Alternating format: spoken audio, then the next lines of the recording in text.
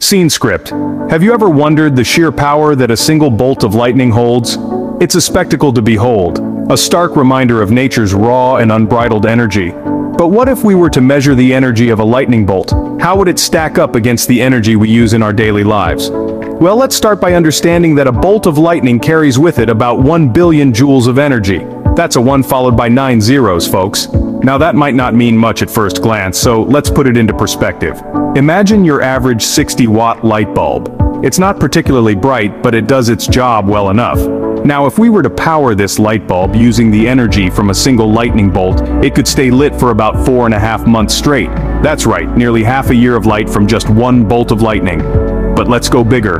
How about a city? The energy output of a lightning bolt could power a small city, like Juneau in Alaska, for a minute. While a minute might not seem like a long time, remember, we're talking about an entire city here, powered by a single ephemeral flash of lightning. And if we're talking about powering a household, a single bolt could keep the lights on, the refrigerator running, and the television playing your favorite shows for more than a week. That's every appliance, every gadget, every piece of technology in your home, all running off the energy from a solitary bolt of lightning. Incredible, isn't it? But this is just the beginning. The power of lightning is not merely confined to these examples. It's a testament to the vast, untapped reservoirs of natural power that surround us, hidden in the very air we breathe, waiting to be harnessed. That's the power of a single bolt of lightning. Impressive, isn't it? But what exactly is lightning and how does it occur? Lightning, in its most basic form, is an electrical discharge. But it's not just any electrical discharge. It's the kind that's caused by imbalances between storm clouds and the ground, or even within the clouds themselves. Picture a gigantic battery in the sky. The storm cloud is the battery, and lightning is the electricity that it generates. Here's how it works. Within a storm cloud, there are millions of tiny ice particles that bump into each other as they move around. These collisions generate an electrical charge. Now, physics tells us that opposite charges attract. So the positively charged ice particles move upwards, creating a positive charge at the top of the cloud. The negatively charged particles, on the other hand, stay at the bottom. This setup creates an imbalance of electrical charges within the cloud, but that's just half the story. The ground below has a natural positive charge. It gets even more positively charged when there's a negatively charged cloud overhead. The ground's positive charge concentrates around anything that sticks up: trees, buildings, even people. The charge coming up from these points can connect with the charge coming down from the cloud, creating a pathway for the electricity.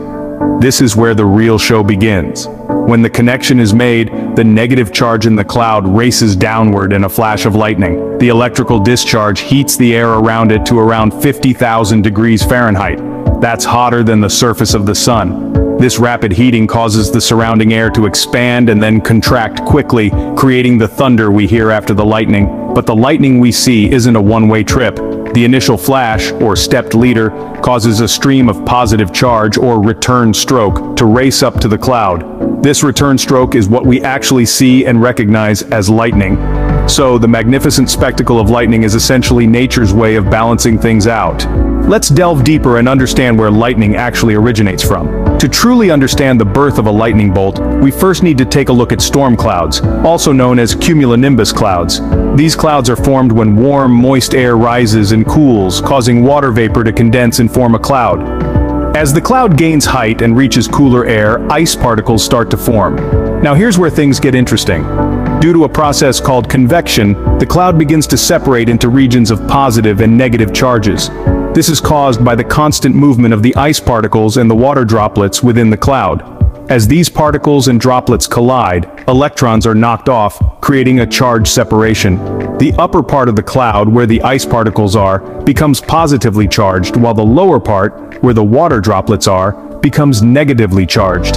This separation of charges sets the stage for the spectacular display we know as lightning. When the charge separation becomes too large, the cloud tries to balance itself out. It does this by discharging some of its stored energy. This discharge is what we see as a lightning bolt. But the story doesn't end there. This bolt can strike within the cloud, from cloud to cloud, or from cloud to ground, depending on where the charge imbalance is greatest.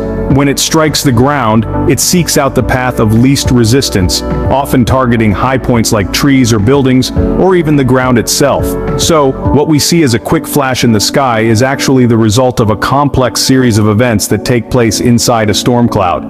From the formation of the cloud to the separation of charges and finally, the discharge that results in a lightning bolt, it's a fascinating process that combines elements of meteorology, physics, and electricity. And that's how a bolt of lightning is born. Quite a process, isn't it? Now that we know where lightning comes from, how does it actually work? Let's start at the beginning.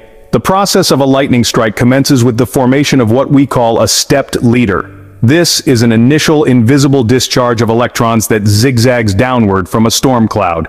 Picture it as a pathfinder, forging a route through the air, stepping down in a series of jumps that can be 50 to 100 yards long. As the stepped leader descends, it creates a charged pathway through the air, but it doesn't reach the ground. It stops short, leaving a gap of charged air between the storm cloud and the earth. This is where the ground's positive charge comes into play. You see, the ground beneath a thunderstorm is positively charged, and this charge responds to the approaching negative stepped leader. It does this by sending up a positive streamer, a channel of positive charge that reaches up to meet the stepped leader. This is when the magic happens. When the positive streamer and the stepped leader meet, they create a path of ionized air. This path is the perfect conduit for a massive flow of electrical current. This flow of current is what we see as a bright flash of lightning.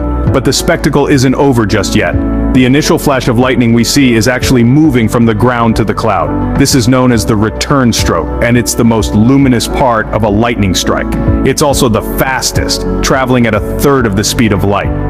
This entire process, from the formation of the stepped leader to the return stroke, happens in less than a second. It's a rapid, powerful exchange of energy that illuminates the sky and awes spectators. A spectacular display of nature's power, lightning is a complex process happening in a flash of a second. The power of lightning is indeed fascinating. We've journeyed through the heart of a thunderstorm, diving deep into the science that underpins this awe-inspiring phenomenon. We've discovered that lightning, in all its ferocious beauty, is not just a spectacle for us to marvel at, but a complex, natural process with its roots firmly planted in the laws of physics. We learned how the origin of lightning is intricately linked to the atmospheric conditions and temperature variations within a storm cloud. This delicate dance between warm and cold air gives birth to an electric charge, setting the stage for a lightning bolt to make its grand entrance. We also explored how lightning works. It's a discharge of electricity, a breathtakingly powerful one, which seeks the path of least resistance from the cloud to the ground. This electric current heats the air to such an extent that it expands explosively, creating the thunderous sound we associate with a lightning storm. Understanding these natural phenomena is not only crucial for our safety, but it also aids scientific research. Lightning plays a significant role in our planet's nitrogen cycle, helping to fertilize the soil with essential nutrients. It also influences our climate and weather patterns, and its study can offer insights into these broader environmental systems. This knowledge also underscores the importance of lightning safety. When a storm brews and lightning flashes across the sky, it's crucial to take shelter and avoid open areas or tall objects. Remember, an ounce of prevention is worth a pound of cure. So, as we wrap up our exploration of lightning, let's appreciate not just its raw power and beauty, but also the intricate science that governs its existence. It's a testament to the incredible complexity and wonder of our natural world. So the next time a lightning bolt lights up the sky, you'll know the incredible science that's behind it.